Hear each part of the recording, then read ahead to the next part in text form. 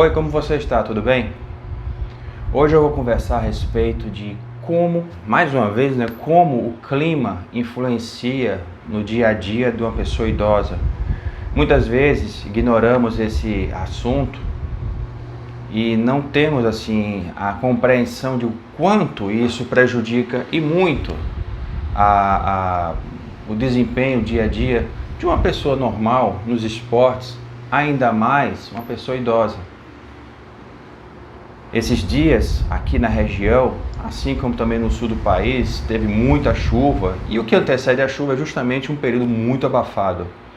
Isso realmente compromete a respiração e, consequentemente, a condição cardiorrespiratória. Mas antes de começarmos, se você não é inscrito no canal, se inscreva, ative as notificações, dê o seu gostei, não gostei. Comente alguma coisa para que eu possa saber que você está gostando realmente do conteúdo e até sugerir, como é o caso do tema de hoje, que já foi discutido antes, mas eu vou reforçar, porque foi bastante comentado comigo aqui no privado e as pessoas pediram para realmente dar uma dinamizada nisso aí. E qualquer coisa está aqui, ó, na descrição do canal existe o link para você acessar todos os meus meios de comunicação.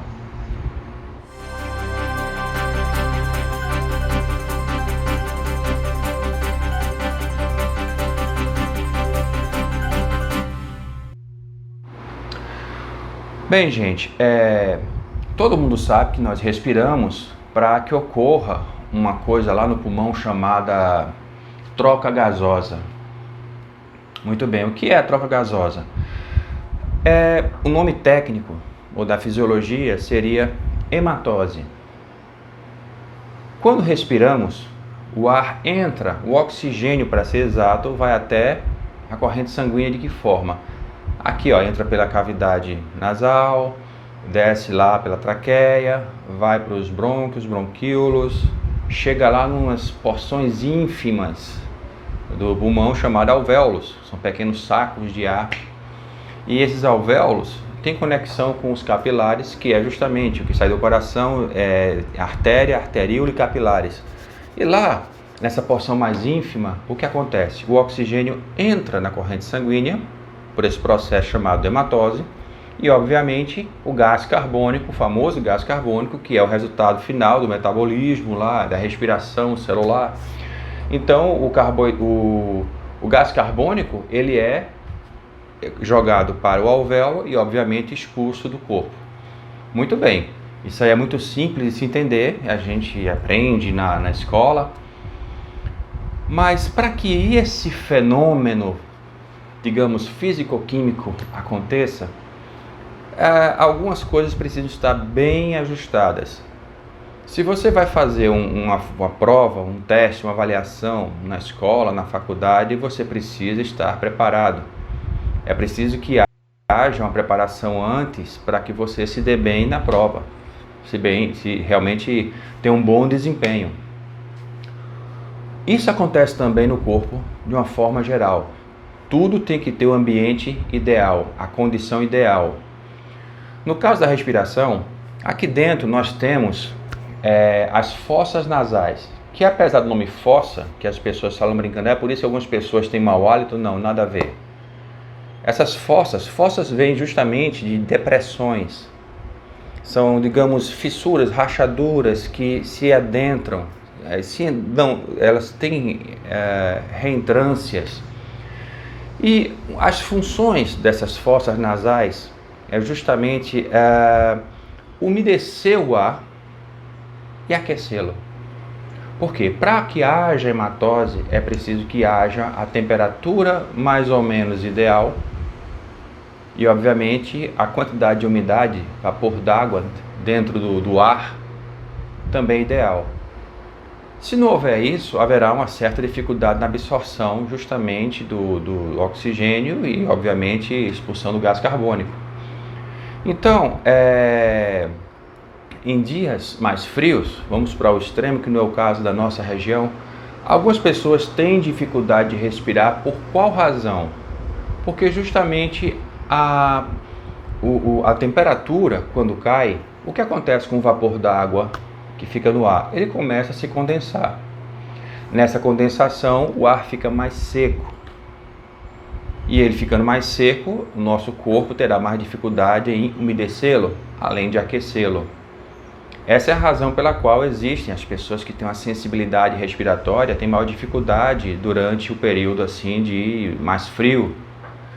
E nos países que são realmente frios, as pessoas usam aquele cachecol no rosto, não é por outra razão, senão para aquecer um pouco mais o ar e obviamente não ressecar tanto, já que o ar está mais seco, ressecar as mucosas, causa sangramento, desconforto, ardor.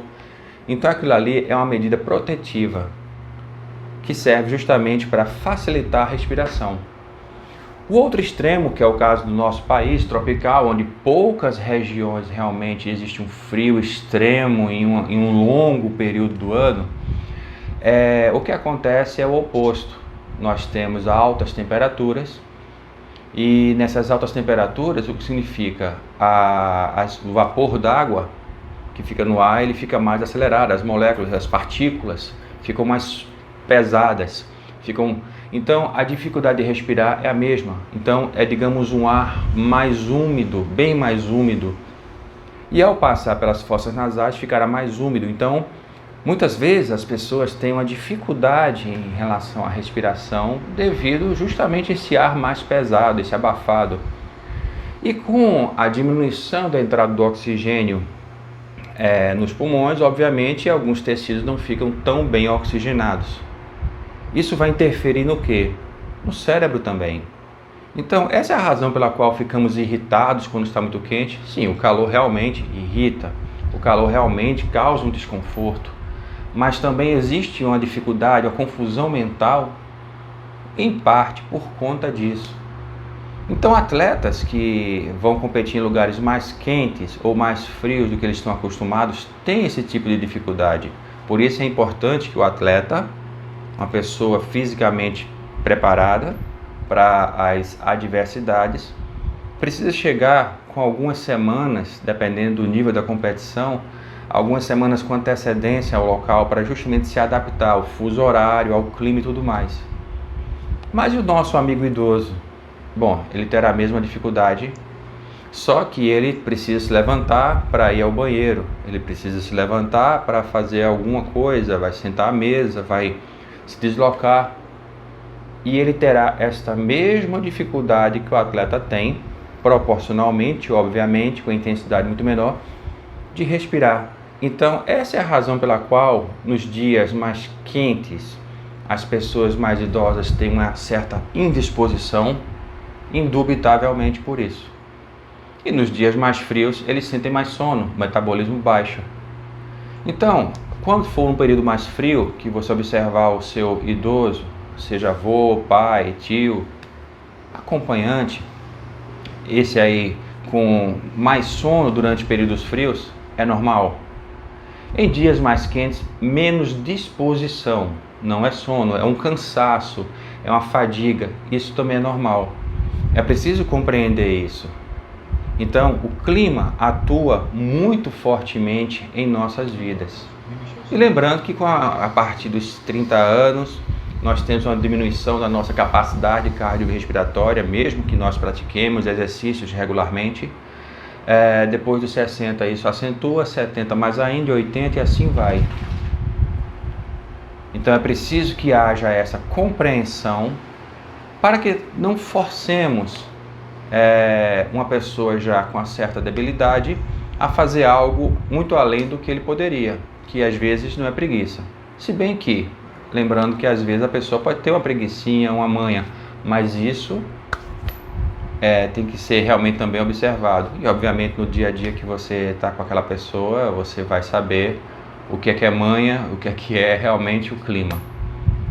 Se você ficou até agora, assine o canal, se inscreva, ative as notificações. Lembrando que toda segunda-feira tem minha live no Instagram, na quarta esse vídeo aqui no YouTube, na sexta algum artigo com alguns pensamentos meus que podem, assim espero, ajudar você a repensar e refletir um pouco mais sobre a vida. Simples assim.